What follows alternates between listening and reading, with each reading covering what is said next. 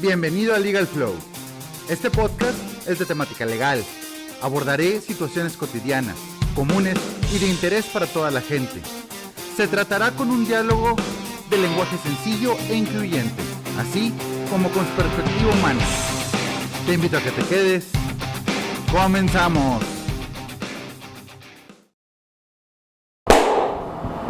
Hola a todos y bienvenidos una vez más a un capítulo de Legal Flow. El día de hoy nos encontramos junto al licenciado Antonio Carrión, quien es máster en Derecho Constitucional. En Derecho Constitucional y doctorante en el Centro de Estudios Jurídicos Carbonell. Compartimos una gran trayectoria, Toño y yo, como amigos, desde la Facultad de Derecho y hasta hoy.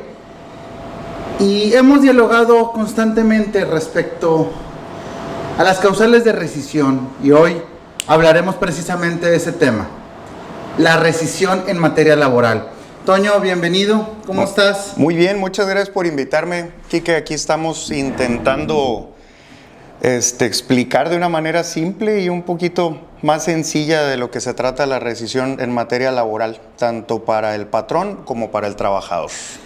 Yo creo que con esto ya podemos empezar y los dos somos abogados litigantes en materia del trabajo. Tú con la costumbre de defender trabajadores y yo con la costumbre de defender a los patrones. Sin embargo, los dos enfrentamos un procedimiento de diferentes perspectivas, pero al final de cuentas es el mismo, que es el proceso del despido justificado. Así es. En tu experiencia, ¿cómo ha sido llevar a cabo juicios de rescisión que el patrón despide justificadamente a los trabajadores? Viéndolo de una manera muy objetiva, es decir, muy imparcial, muchas veces los patrones tienen ciertos sesgos al momento de rescindir y muchas veces ni siquiera verifican o se cercioran de que el trabajador realmente realizó la conducta que encuadra en el artículo 47 de la Ley Federal del Trabajo, que es la que contiene las 15 causales de rescisión vigentes. La problemática del ejercicio de la acción de rescisión que hace el patrón es esa deficiencia en investigar si realmente el trabajador cometió o no cometió la falta. De ahí es donde empezamos a desmenuzar tanto actas administrativas como avisos de rescisión, citatorios. Digo que la mayoría de los juicios que me ha tocado llevar de rescisión provienen de una cláusula de un contrato colectivo de trabajo. A ver, entonces, si nos regresamos un paso atrás, imaginemos que dos trabajadores se pelean en el centro de trabajo. Uno le abrió la cabeza al otro, le generó sangre, y el otro quedó pues emocionado o en shock de lo que acaba de hacer. Entonces, aquí ya tenemos una causal de despido: alterar el orden en el centro de trabajo. La otra causal de despido es la agresión de un trabajador a otro. Ese es el supuesto que tenemos, Toño. Entonces, tú me estás afirmando que el problema que has visto es cómo se aterriza por parte del patrón los elementos de prueba para ejercer un juicio de despido justificado en contra del trabajador que se le está rescindiendo. Haces que me acuerde de una plática que tuve con mi padrino de litigio hace tiempo. Tienes que preguntarte primero a quién traes. ¿Sí? En este caso traes al trabajador. ¿A cuál trabajador? ¿Al agredido o al que agredió? Partiendo desde ahí, tenemos que tener en consideración que esa causal es la que viene en la fracción tercera del artículo 47 de la Ley Federal del Trabajo. ¿Sí? La forma en cómo se desarrolla la supuesta agresión que realiza el trabajador es bastante importante dentro del desempeño de sus labores. Si media una provocación por parte del trabajador agredido, puede que se justifique esa supuesta causal, pero en beneficio del trabajador. ¿Sí? ¿Cómo es esto? No sé, vamos a suponer que el trabajador que está agredido, que fue agredido y que se le abrió la cabeza o cualesquiera que haya sido la agresión, estuvo provocando a esta persona de forma periódica y constante o acosándolo, no sé, como tú quieras, gustes y mandes. Entonces, en ese momento la persona que agredió, pues ya le fue propiamente intolerable continuar soportando esa situación y pues se decidió a darle una buena tanda de guamazos, ¿verdad? Entonces, ahí la situación, sí, la primera carga que tiene el patrón es comprobar la actividad o el acto ese de agresión, bueno, ya lo tiene comprobado. ¿Sí? El trabajador agredió a otro trabajador. Simple y sencillamente, la causal de rescisión ya se hace patente. Sí, ya la tienes para ejercerla. En este caso correspondería al trabajador demandar una nulidad de la rescisión, diciéndole al tribunal que le toque llevar ese asunto. Es, bueno, mira, lo que pasó realmente este día fue hacer la narrativa, vamos a decir, anterior al momento de la agresión e intentar justificar la agresión para salir un poquito menos tocados, si no es que justificar la supuesta agresión. Bueno, aquí ya nos estamos yendo hacia la defensa de un trabajador rescindido. Así es. Pero si damos un paso para atrás, del patrón hacia el trabajador, tú ahorita me afirmabas, es que depende a quién traes. Aquí yo me quisiera ir por pasos y me encanta que te me vayas más así lejos, pero vamos a regresar al punto inicial. Tenemos dos trabajadores que se dieron en la madre uno al otro. Ajá.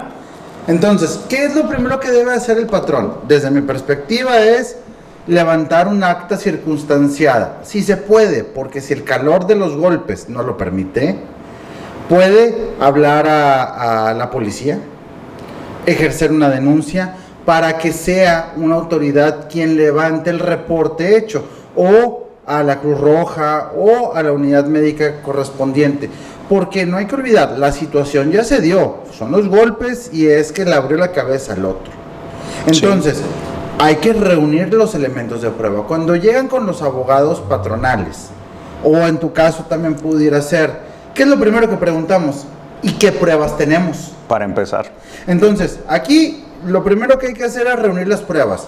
Si tenemos denuncia ante una policía o al Ministerio Público, si tenemos una intervención de la Cruz Roja o de alguna unidad médica, si ingresó a urgencias de algún del Instituto Mexicano del Seguro Social, ahí vamos sumando pruebas. Ahora, si tenemos un acta administrativa, que en un capítulo anterior ya platiqué cómo se redacta, podemos tener elementos de prueba para rescindir al trabajador que golpeó al otro. Planteando ese escenario, imaginemos que tú traes al trabajador que fue rescindido. Ahora sí ya aplica lo que estás manifestando. ¿Buscarías tú la nulidad de la rescisión? Así es. De hecho, de ahorita de lo que estás platicando, propiamente el obstáculo o la dificultad que puede tener el patrón es el aspecto de la suficiencia de la prueba. ¿Sí? ¿A qué me refiero con suficiencia? Podemos alegar que los documentos que acabas de mencionar, vamos a decir, que si llegó M por el trabajador agredido, que si se le presentó una denuncia en contra del trabajador que agredió, son cuestiones que pueden verse afectadas por el simple hecho del momento en el que se ejerce cada uno o cuando se elaboran esos documentos. ¿Sí? Por ejemplo, no sería igual denunciar al trabajador primero y levantar el acta administrativa después. Yo preferiría, desde mi punto de vista, para poder tener una mejor pelea, que el patrón elaborara el acta administrativa, vamos a decir, de forma inmediata al momento en el que ya se terminó el conflicto. Posterior a ello, ahora sí hacerlo. ¿Para qué? Para dar una pauta, un margen temporal de que pueda hacer todas las acciones más holgadamente y que no vaya a pasar por alto el momento de elaborar el acta administrativa. ¿Por qué puede resultar eso importante? El tiempo. Si, vamos a decir, va y denuncia, ¿quién? ¿Quién va a denunciar? ¿Quién puede estar legitimado para denunciar penalmente al agresor? El agredido. El agredido. ¿El agredido cuándo va a denunciar? Si termina inconsciente. Bueno, si termina inconsciente y se despierta en un hospital, la metodología de levantar un acta circunstanciada por parte de la policía es en la cama hospital. Estoy de acuerdo. ¿Y si no se despierta después de 30 días? Ahí sería interesante encontrar quién está legitimado. Posiblemente los beneficiarios de la persona que está afectada. ¿Quién puede ser? La esposa o pueden ser los hijos. De acuerdo. Aquí a lo que voy es que tenemos que recordar que para ejercer la acción de rescisión tienes 30 días para ejercerla a partir del momento en el que te diste cuenta de los hechos. Si nosotros nos esperamos a que el trabajador agredido denuncie para tener un mayor elemento de prueba, lo único es que vamos a hacer patear el bote para no ejercer la acción de rescisión en tiempo. Y eso ya va en contra de la propia defensa del patrón. Es cierto, aquí acabas de dar un elemento que me gustó mucho, es el momento oportuno para levantar un acta circunstanciada por parte del patrón. Porque es muy... me toca mucho recibir llamadas. Oiga, Lick, es que se pelearon. Imaginemos el supuesto. Oye, y preguntas, ¿cuándo fue la pelea? Hace 2 semanas. Fíjate, ya pasó el momento oportuno de poder levantar un acta circunstanciada. Así es. Ahí es, oye, en el calor de la pelea, agárrate un lápiz y un papel, o una pluma y un papel, y que es el jefe inmediato quien narre todos los hechos. ¿Para qué? Tú como abogado o la empresa pueda tomar acción en contra de este señor. Ahora, si se crean pruebas alrededor del hecho posteriores a la rescisión, lo sumas en dado caso que exista una posible nulidad por parte del trabajador rescindido. Así es mejor tenerlos que no llevarlos a juicio. Eso es lo que siempre se tiene que pensar antes de... Que al final de cuentas, a lo mejor piensas diferente a mí, pero es armar un rompecabezas para poder ejercer una rescisión. Y hay veces que no existen los elementos necesarios para poder rescindir. Que regularmente es una problemática que tiene recursos humanos de las empresas. O sea, yo creo que en el capítulo anterior tienes que haber hablado de ello. RH tiene que fungir como auxiliar del abogado que defienda a la empresa, y no el abogado es el que tiene que intervenir con lo que debería de hacer RH, porque pues, de otra forma no podemos estar en todos momentos a la vez. Entonces, si RH hace su chamba, no sé, en ese momento, oiga, señorita RH, necesitamos que levante un acta porque fulanito acaba de golpear a sultanito, pues RH la tiene que redactar. ¿Cómo? No te puedes poner exigente en la técnica en la que se elabore el acta administrativa, sino que propiamente nada más que sea clara, ¿sí? Que la firmen 2 testigos de la empresa, que propiamente esperemos que no sean tanto trabajadores de confianza, sino trabajadores que hayan presenciado los hechos, porque eso también opera en contra del patrón al momento de ejercer la rescisión. O sea, si traes testigos, trabajadores de confianza, el desarrollo jurisprudencial dice que en sus testimonios no están como dotados de eficacia probatoria. Se ven afectados por estar en favor del patrón. Porque hay un sesgo ahí por esa dependencia directa o por el factor confianza, que eso yo creo que será tema de otro. Pero al final de cuentas depende dónde se dieron los hechos. Claro. ¿Qué tal si los hechos que sucedieron fue con propios trabajadores de confianza? Ahí no puedes tener a otros más testigos. A ver, vamos a otro tipo de rescisión. ¿Qué tal si el director general junto con el contralor se percató que la persona de compras, te estoy dando 3 personas de elementos de confianza, la de compras se beneficiaba de dádivas, regalos y hacía una extorsión a los proveedores para comprarles elementos y beneficiarse de sus facturas? Ahí tenemos como testigos a la gente de confianza. Para empezar, hay que hacer la diferencia entre cuál es la eficacia de prueba que puede tener el trabajador de confianza en cuanto funge como testigo, como ratificante del acta. Se le resta poquita credibilidad, por decirlo de una forma. Pero si tienes elementos, además del puro testimonio del trabajador de confianza, como lo acaba de decir ahorita, sí se vio beneficiado por haber agarrado cosas que no debía, sí vendió o extorsionó a proveedores o compradores, tienes una serie de hechos que pueden ser probados de forma individual o independiente del propio testimonio de los trabajadores de confianza. Entonces los trabajadores de confianza no operan solos en la parte probatoria. Operarían también diversos documentos como transferencias, conversaciones de WhatsApp, etc., que todos esos se pueden incluir en un acta administrativa sin ninguna dificultad. Entonces no iría solamente con el testimonio del volvemos a decir, hay que armar el rompecabezas de las pruebas para poder rescindir, porque muchas veces para el patrón es muy evidente de la causal de rescisión. Imaginemos el caso de los fraudes, de los golpes, pero a la hora de querer tomar acción, pues no tenemos elementos de prueba. Y al no tener un elemento de prueba y llevar a cabo un juicio de rescisión, es únicamente arriesgar de manera económica y jurídica al patrón. En lo económico, sí. En lo jurídico, ahorita como que los tribunales laborales andan medio excedidos con lo del principio de realidad. Creo que ahí hay que hacer una anotación muy puntual sobre que la rescisión o el ejercicio de la rescisión no debería de poderse ver subsanada dentro de un juicio ordinario laboral. O sea, lo que se ejerció en la rescisión es lo que sucedió y no se debería de subsanar del otro lado. Ese es mi punto de vista muy particular. Pero sería muy bueno que pudiéramos platicar con un juez laboral y observar su principio de realidad en base a estas rescisiones. Ya me tocó leer varias sentencias específicamente de juicios de la Procuraduría de la Defensa del Trabajo. En una de ellas, un juez de distrito de un tribunal laboral federal inaplica alguna cláusula de un contrato colectivo que prevé o provee de esas garantías procesales a los trabajadores. Porque el trabajador, vamos a decir que incurrió en un error al momento de desahogar la confesional, aceptó algo y el juez consideró suficiente para inaplicar ese beneficio de la cláusula y decir que es válida la rescisión con base en el principio de realidad. Para mí me resulta excesivo, pero pues, ahí te va una experiencia mía. Se rescindió, se llevó una defensa de rescisión, el trabajador alegó despido injustificado, pero en la sentencia el juez dijo que fue material y voluntariamente renuncia. Entonces no fue el elemento de despido, no fue el elemento rescisorio, fue un tercer elemento que trajo el juez a través del principio de realidad. Excesivo porque no forman parte de la litis, o sea...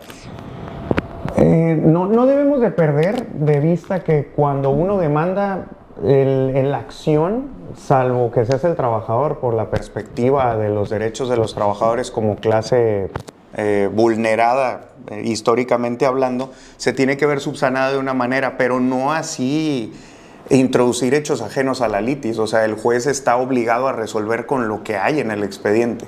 Si tú vienes y traes hechos ajenos a la litis o ni siquiera hechos notorios, traes algo de tu mente o de tu propia percepción personal como juzgador, pues propiamente estás violando el principio de igualdad procesal. Y eso a todas luces es inconstitucional. A ver, pero si estos hechos fueron incorporados a través de técnicas en las preguntas y repreguntas de la confesional, ¿qué opinas? Volvemos a lo mismo, estás modificando sustancialmente la litis y esa está fijada desde que depositas la contestación. O sea, si tú depositas la contestación y el trabajador ya dijo que su demanda contiene las prestaciones y los hechos que él considera reales, el hecho de que el juez tome hechos nuevos para resolver, condenar o absolver, para mí ya representa un exceso. O sea, no tendría por qué hacerlo porque estás violando la igualdad entre las partes. O sea, porque vas a resolver en favor de uno u otro, no puedes dejar a los dos en empate. Sí, o sea... Por decir, él dice, me despidió injustificadamente y tú dices, yo lo rescindí y el juez dice, renunció. No sé quién se está peleando con quién, honestamente, sí me causa bastante mella e incertidumbre. Y que al final de cuentas son realidades que se viven en los tribunales, en los nuevos juzgados laborales, tanto estatales como federales. Bueno, Toño, y cuéntame, ¿te ha tocado rescindir del trabajador hacia el patrón? ¿Del trabajador hacia el patrón? No, de eso no. He rescindido de parte del patrón hacia el trabajador, pero del trabajador hacia el patrón no me ha tocado tal cual.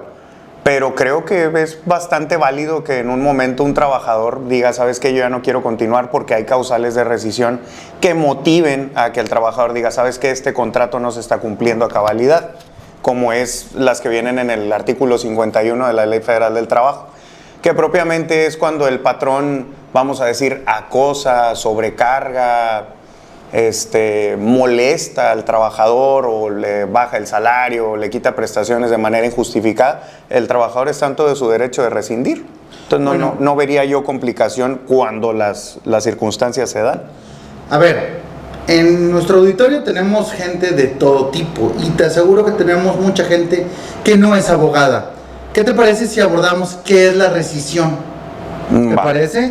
Sí, la rescisión en pocas palabras y muy sencillas es cuando una persona no cumple su contrato, la persona que se ve afectada puede decir hasta aquí. Entonces, en ese hasta aquí, en las mismas cláusulas del contrato que firmaron para iniciar esa relación, vienen ciertas consecuencias, que en este caso, en materia del trabajo, podemos hablar que las consecuencias para el patrón pudiera ser pagarle su liquidación, digamos, al 100%, como es que él alcance los 90 días de salario, las prestaciones proporcionales del año, igual y prima de antigüedad si es que tiene derecho, entre otras cosas que ven o que establece la propia Ley Federal del Trabajo. Y en sentido contrario, si el patrón dice, ¿sabes qué? Hasta aquí, porque incurrió en ciertas causales, el patrón no se ve más obligado que pagar las proporciones de lo que ha trabajado el trabajador en el año en curso, ¿verdad? Y las proporciones a las que te refieres son vacaciones, prima vacacional, aguinaldo y prima de antigüedad. Así es. Porque no hay que olvidar que despedir es un derecho. Así es. Hay quien lo ve mucho de forma negativa, pero puedes despedir de forma justificada o injustificada. Nada más que cada una trae sus consecuencias económicas. El injustificado ya te aventaste todo lo que lleva a los parámetros. Y el injustificado... El justificado. Perdónenme, el justificado ya dije yo los parámetros y el injustificado los dijiste tú. Teniendo claro esto, no hay que olvidar que en el día a día de las empresas pasan tantas cosas que muchas son causales de rescisión. Así es. Actos inmorales, que en lo personal me ha tocado sí, me contaste. Escuchar varios ejemplos y bueno, ahí con la pena del mundo pues hay que correr a la persona.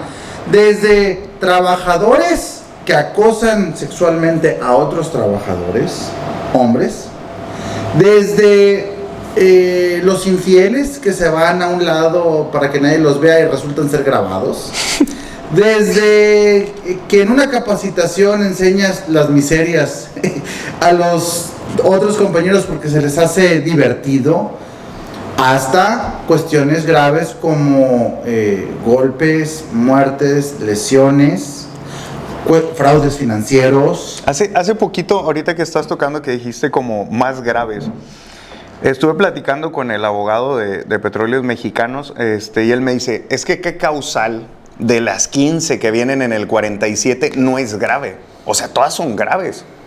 Sí, o sea, si partimos de esa idea de que unas son más graves que otras, pues se me hace que sí hay como un tipo de falsa diferenciación. A ver, aquí yo pongo levanto la mano. Faltar 4 veces en un periodo de 30 días no es igual de grave que tronarle la cabeza a otro. No, yo estoy de acuerdo, pero sin embargo, también hay otra diferencia que creo que es del 161 que habla sobre los trabajadores que tienen más de 20 años de antigüedad. Ah, ese es muy interesante. Sí, los trabajadores que tienen más de 20 años de antigüedad tienen que tener una causal particularmente grave, que en este caso, igual el desarrollo jurisprudencial ha dicho que 4 faltas no son una causal particularmente grave, ojo, únicamente para los trabajadores con más de 20 años de antigüedad. No, y ahí te va otra, en el 185, la pérdida de la confianza del trabajador. Es un tema bastante complicado. Para mí, la confianza es una situación muy subjetiva y más cuando se trata de trabajadores de empresas productivas del Estado. Porque pierden la confianza ¿de quién? Sí, o sea... ¿De su jefe? Si hacemos un silencio retórico en esa situación, te quedas pensando como de, oye, si le caigo mal al departamento de RH, perdí la confianza de la RH y eso te va a privar de trabajar en cualquiera otra de las instalaciones de la empresa productiva. Acuérdate cuáles son los elementos de una persona de confianza, que ejerza funciones de dirección, de contabilidad, de fiscalización, que esté relacionado directamente con el patrón. Tú hablas de trabajadores del levanto Estado. la mano. Venga. En Petróleos Mexicanos, los trabajadores de confianza también incluye a los médicos y también incluye a los ingenieros. ¿Son trabajadores de confianza? Por la designación del puesto, puede ser que sí. Puede ser. O por el desarrollo de sus funciones. No hay que olvidar que tenemos el desarrollo de las funciones que les da equipara funciones de confianza. A ver, una secretaria de un director, propiamente, que ve sus temas personales, que ve sus cuentas bancarias, ¿es o no es trabajadora de confianza? ¿Las ve o las administra?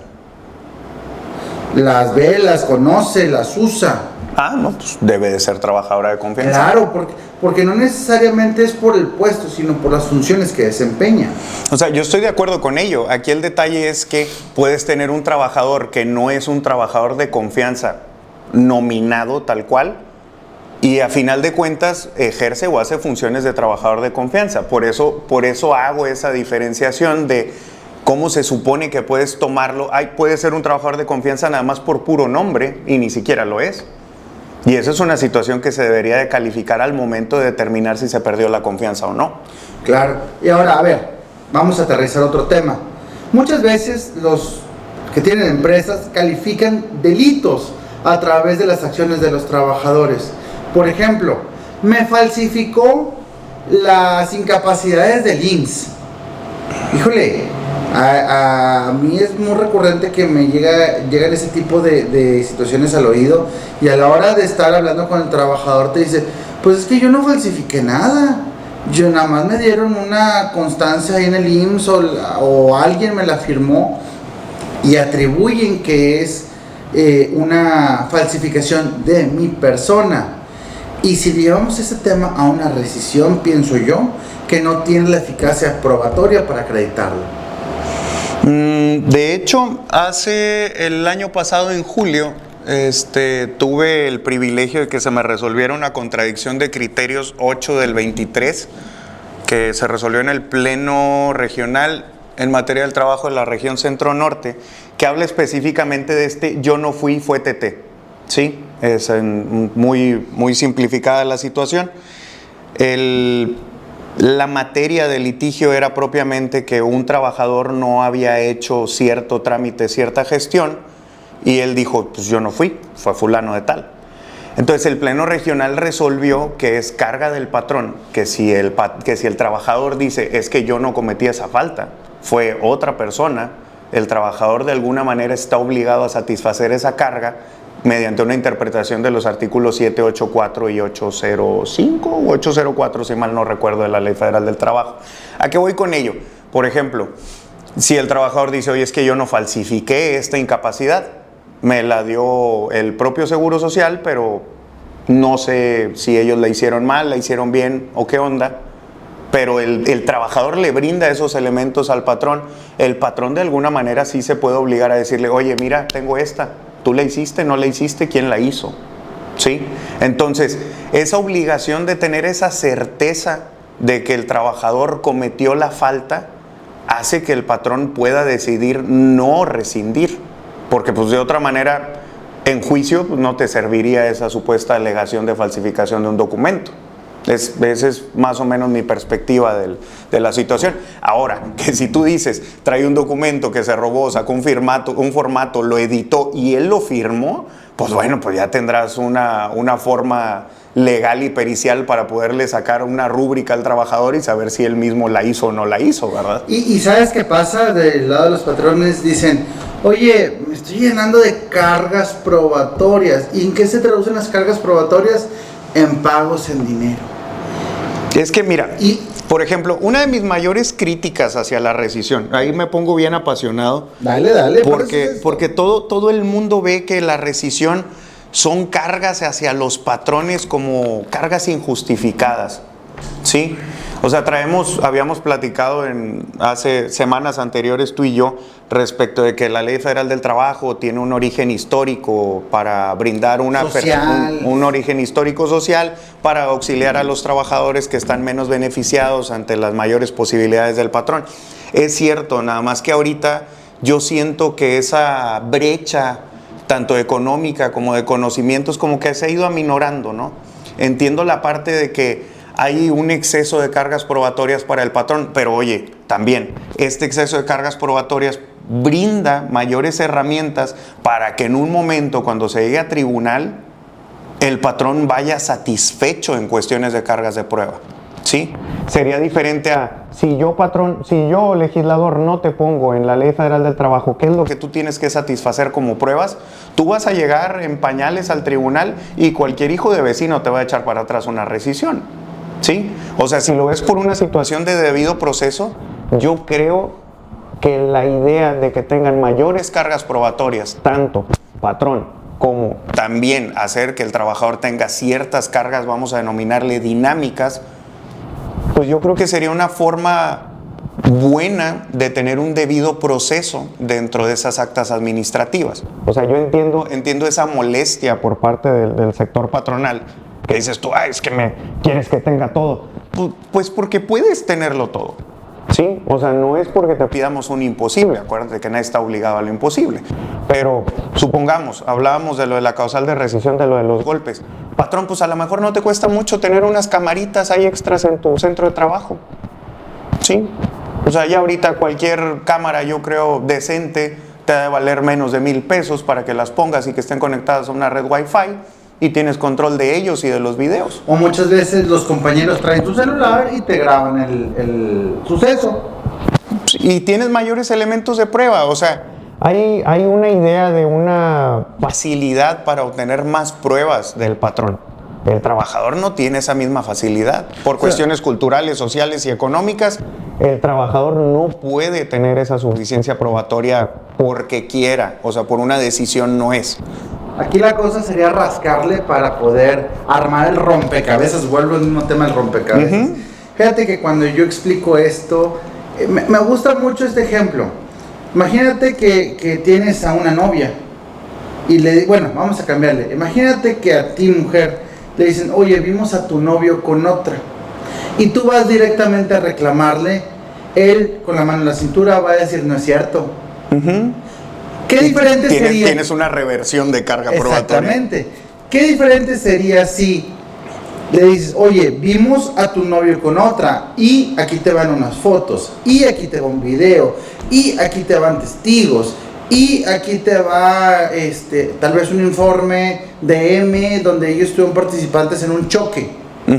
Y ahora si tú, mujer, vas con el novio y le dices, oye, te vieron con otra, y no nada más eso, te traigo fotos, videos, el reporte de la M. ¿Qué diferente sería narrar y probar un hecho cuando llevas pruebas? Porque es armar el rompecabezas. Hace un momento tú dijiste la carga dinámica de la prueba. También hablamos del principio de realidad, pero estas son situaciones técnicas muy interesantes que a lo mejor serían pie para otro capítulo, otro podcast. Porque ¿qué es el principio de realidad? Es un elemento incorporado en la reforma del 2019, en donde no establece los límites o los alcances de dicho principio. Y, como bien lo referiste, este principio puede estar sesgado de parte del juzgador. Así es. Sí, porque tienes una limitación constitucional.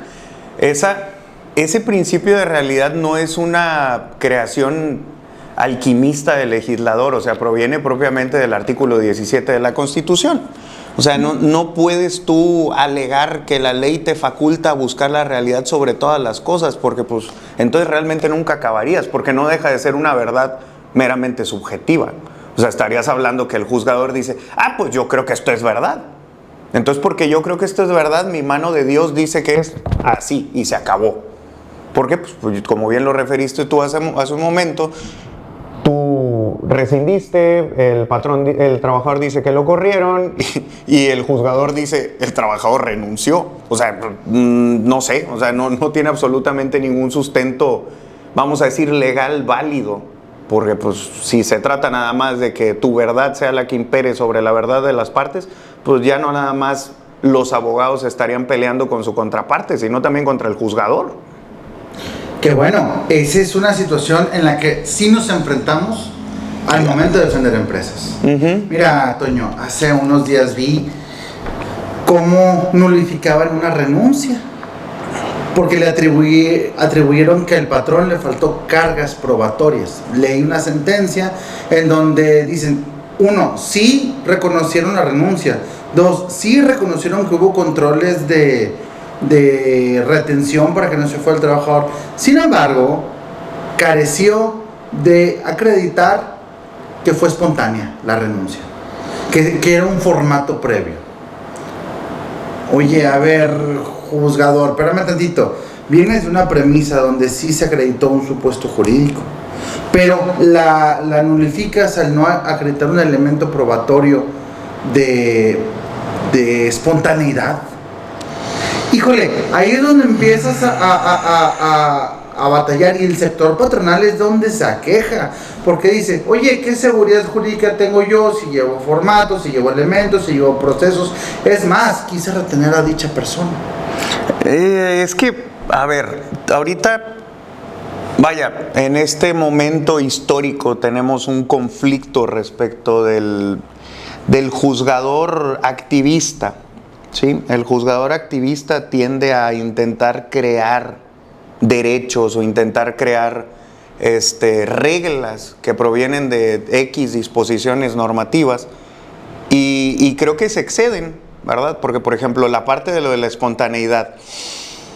Ay, a ver, ¿cómo se supone que el patrón puede acreditar la espontaneidad? Entiendo que es una carga probatoria excesiva, pero a ver, si tienes un formato de renuncia así tal cual, pues yo creo que deberían de esforzarse un poquito más de establecer en la misma renuncia, como si fuera un acta, diciendo el por qué el trabajador se quiere ir, ¿sí?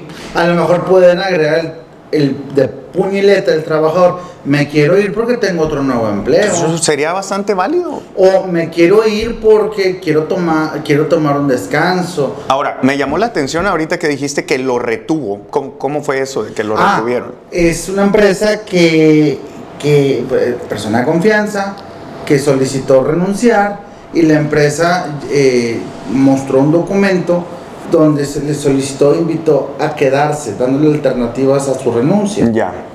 O sea, tú vienes a pedir separarte del empleo, pero yo no quiero que te vayas. Me sirves. Me sirves. Y aún así decides irte, bueno, pues reúno el paquete de terminación de la relación de trabajo. Pero ¿qué sucede? Por decisión tuya, posteriormente demandas un despido injustificado. Bueno, ¿de qué sirve toda la chamba que hice? Porque no es una empresa que puso a una persona a hacerlo. Tiene todo un equipo de gente involucradas en satisfacer un proceso de terminación. Hay empresas que utilizan entrevistas de salida, hay empresas que utilizan otro tipo de mecanismos para entender por qué te estás yendo. Si es por un hostigamiento, si es por nuevas oportunidades, si es por situaciones propias y personales. Toño, yo tengo juicios donde tengo firmado renuncia, finiquito, entrevista de salida, y el trabajador dice, es que quiero 5,000 pesos más.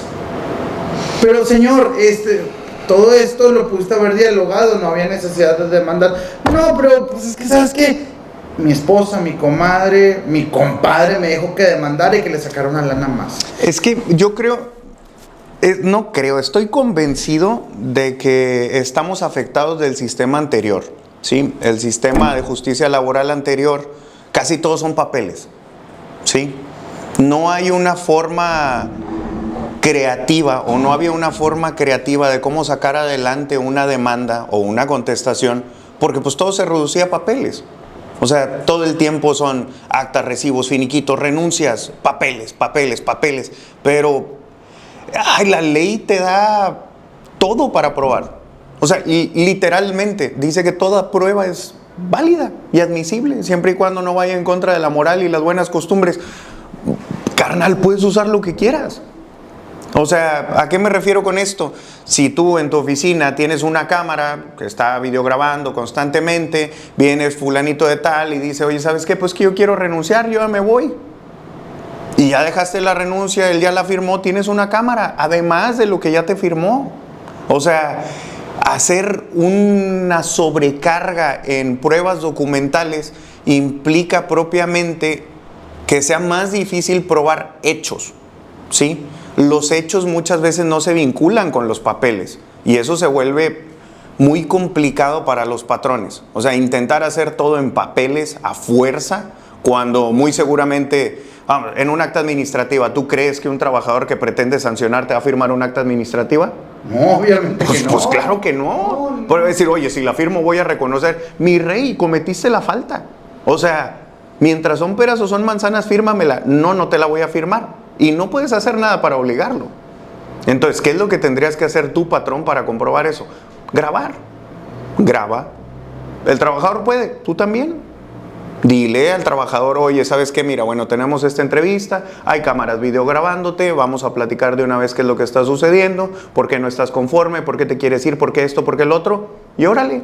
Oye, ¿y qué pasa si el trabajador se opone o no a su consentimiento a ser videograbado? Ah, ¿verdad? Porque ahí entramos en otra línea. Hay una situación que yo creo que debe literalmente de tocar la parte del principio de realidad, que es la parte que creo que los juzgadores es en lo que se están excediendo. Si tú tienes cámaras de seguridad en tu empresa, ¿tendrían que firmarte los trabajadores consentimiento para ser videograbados o únicamente les tendrías que avisar por cumplimiento normativo que están siendo videograbados? Cualquiera de los dos escenarios es bueno. Bueno, o sea, ¿a qué voy con esto? O sea, obviamente no vas a poner cámaras en los baños, ¿verdad? No, ahí estás violando. Bueno, me queda bien claro. Pero, por ejemplo, si tienes una salita en la que, oye, no sé, vamos a decir, área de reclutamiento, y pones afuera un letrero que dice vas a ser videograbado, pues el trabajador tiene la decisión o el libre arbitrio, albedrío para decir, ¿sabes qué? No quiero entrar. Pues yo no quiero que me graben. Y al final de cuentas, Toño, esas son cosas que las empresas o los trabajadores enfrentan en el día a día. Y son cosas que no es descubrir el hilo negro, simplemente saber hilarlo. Y volvemos a lo mismo, Quique. La problemática es que si no lo haces, pues quedas igual. Tienes un papel. Un papel que si te pones a leer esta contradicción de criterios de la Suprema Corte, que es la 243 del 22 de la segunda sala, la propia Suprema Corte reconoce como un hecho notorio y regla general que en materia laboral hay un contexto de desigualdad y que los patrones concurren en actividades artificiosas, ¿sí? O sea, ya estás presuponiendo que los patrones hacen cosas que no deben para poder despedir, ¿sí? Y eso me queda claro, es una realidad. Vato, es México, o sea, pero en México es una situación muy común. Y esto viene de que ha habido muchos golpes al sector patronal de asuntos que se crearon artificiosamente. No nada más del lado patronal, también del lado obrero. Claro. Y vienen a mentir o vienen a decir cosas. Quique, pasa bien sencillo. Con los prestadores de servicios profesionales. Bueno, ahí tienes un ejemplo muy bueno. A ver, tienes un prestador de servicios profesionales que le sirve a la empresa con un contrato mercantil y viene y te demanda por la vía laboral. Claro, claro. Y dices tú, a ver, entonces, ¿de qué me sirve que tengas una obligación contractual de prestar un servicio si mañana me vas a venir a demandar por la vía laboral? Y muy probablemente el juez diga, no, si era trabajador y además le tienes que pagar comisiones. Espérame, te las integra al salario y te saca una cuantificación estratosférica. Oye, no, y luego te sale o te exhibe que usaste una simulación de Repse. Y traes un multón gigantesco. Y al final de cuentas, el derecho laboral evoluciona y continúa. ¿Y cuál es el deber tuyo, mío, de cualquier abogado que se dedique a esta materia? Seguir estudiando, seguir aprendiendo para defender los derechos de las personas que se representen, sean patrones, sean trabajadores o sean sindicatos. Aquí lo que yo creo que tiene que quedar bien claro es, la rescisión es una herramienta, ¿sí? No es un perjuicio para nadie, ¿sí? ¿Por qué? Si el patrón hace lo que tiene que hacer para comprobar las actividades que dieron pie a su rescisión, no tiene por qué sentirse inseguro de lo que va a hacer. Tiene que tener elementos, vamos a decir, suficientes para poder comprobar que el trabajador hizo o no hizo, ¿sí? ¿Por qué esto? Porque entonces cualquier tribunal te va a nulificar tu rescisión. Oye, Toño, y yo quisiera ya dar pie a concluir, pero aquí quiero tocar un punto que yo creo que es de mucho interés para la gente, la notificación de la rescisión. Porque la ley te permite notificación personal o a través del tribunal. ¿Y qué pasa si en la primera opción el trabajador se niega a recibir? ¿Y qué pasa si el tribunal nunca encontró su domicilio? ¿Puedes o no utilizar esa defensa a la hora que te demanden? Curiosamente, tengo un asunto en el que ejercí la rescisión desde noviembre y vinieron notificándole al trabajador en marzo, fecha posterior a cuando el trabajador demandó. Y pues me quedé exactamente igual que tú. Dije, a ver, espérame, yo la ejercí desde N fecha, allegué el acta, vamos a ver, administrativa o circunstanciada, donde El personal de RH citó en la oficina de la empresa al trabajador, el trabajador estuvo presente, incluso checó, hay videos, hay todo, y se le dice, bueno, pasó esto, hiciste esto, firmame aquí con tus propias palabras y con tu propia mano, dime qué fue lo que hiciste. Entonces eso yo lo anexé a la propia acta administrativa que hace RH, y RH le dice, fírmame el acta que acabamos de hacer mientras estás tú aquí. El trabajador dijo, no, pues lo tengo grabado. Entonces le llegó todo ese material al juzgado de lo laboral, el del Estado. El Estado no manda notificar y notifica hasta abril. Entonces, pues necesitamos ver qué sucede. En agosto.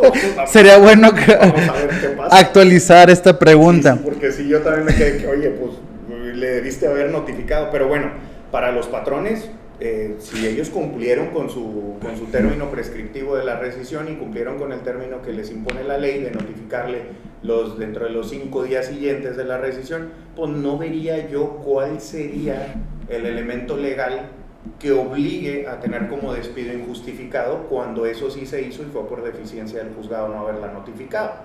Claro, de hecho, si no me equivoco, leí una tesis, no recuerdo tribunal ni número, en el que se dice, si el patrón ejerce la rescisión ante el tribunal dentro de los términos establecidos, agotó el supuesto jurídico que emana del 47. Notificarlo o no ya es cuestión del tribunal por la carga de trabajo. De hecho, hace muchos años había una que hablaba que el patrón tenía la obligación de impulsar el procedimiento de la notificación. Era una tesis aislada, te estoy hablando hace 16 años yo creo más o menos. A mí se me hace también que es excesivo que le imponga, eso sí era una cuestión excesiva, imponerle al patrón que él va y impulse el procedimiento de un órgano que no está dentro de su subordinación, o sea, es completamente absurdo. No, y antes las rescisiones se hacían con notario público, testigos, y llevabas a todo, parecía mitin político cuando ibas a hacer una notificación. Pero bueno, el derecho del trabajo evoluciona, los criterios evolucionan, el principio de realidad impera, y nuestra labor, vuelvo a insistir, es seguir estudiando para el beneficio de nuestros representados y también de nosotros mismos como abogados. Toño, quiero agradecerte que me hayas acompañado el día de hoy. Legal Flow es tu casa, está abierto para cuando quieras volver a regresar y tomar otro tema, porque yo creo que va a dar pie a muchos cuestionamientos y te aseguro que nos vamos a volver a sentar. Pero bueno, yo para despedirme y agradecerte de nueva cuenta que me hayas invitado, nada más les digo a todos, señores, subsuman, no ponderen, por favor. No, por favor, dime tus redes sociales si alguien quisiera contactarte. Tengo X, es lo que más manejo, es Lic-Antonio CD, es en X, antes Twitter. Muy bien, y a mí me pueden encontrar en Instagram como enrique.elizondo y en X como @elizondo_en. Ahora sí, gracias y nos vemos en la que sigue. Hasta la próxima. Hasta aquí llegué el día de hoy. Gracias por escucharme. Si te gustó, comparte, suscríbete y dale like. Y si quieres escribirnos algún tema en específico o comentarnos alguna duda, te recuerdo que mis redes sociales son @enrique.elizondo en Instagram y en Twitter, elizondo_en. Seguimos en contacto. Hasta la que sigue.